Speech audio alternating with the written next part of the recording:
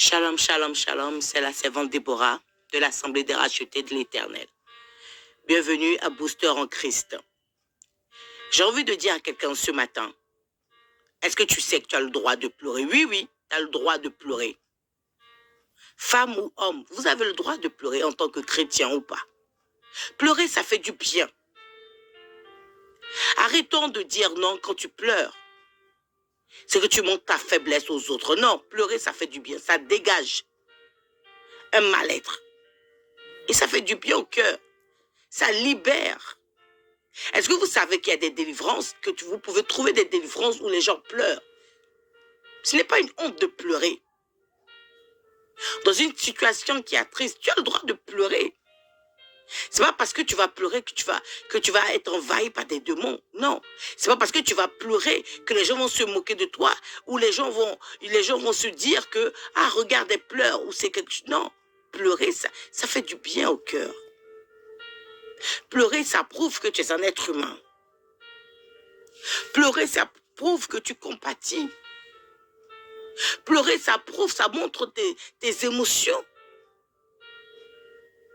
C'est pas parce que tu montres tes émotions que ça veut dire que tu es spécial ou c'est que non.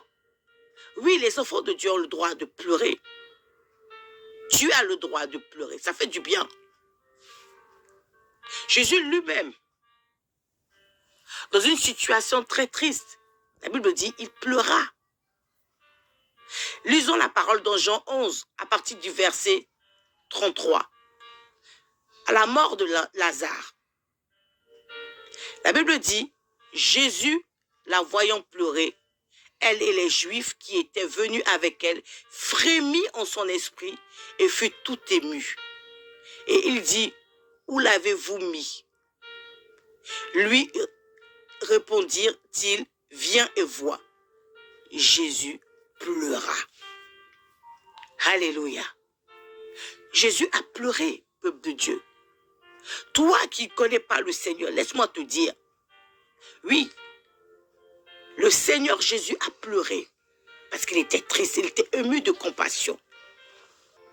Il était ému de compassion. Le plus important dans tout ça, pleure, mais essuie tes larmes. Pleure et repars à zéro. Pleure et prends courage. Car pleurer n'est pas une finalité. Est-ce que vous comprenez?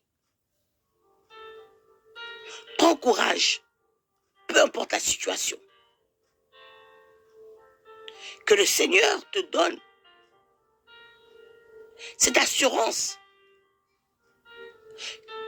que malgré toutes les péripéties que tu as pu endurer dans ta vie, il y a la lumière. Il y a la lumière qui demeure toujours lumière. Car quand il a créé le ciel et la terre, il a dit que la lumière soit et la lumière fut. Peu importe, toi tu ne la vois pas, mais la lumière demeure toujours. Peu importe, toi tu ne la vois pas, mais la lumière demeure toujours. Que le Seigneur fortifie chacun d'entre nous dans sa marche vers la nouvelle Jérusalem. Shalom à vous, c'est la servante Déborah.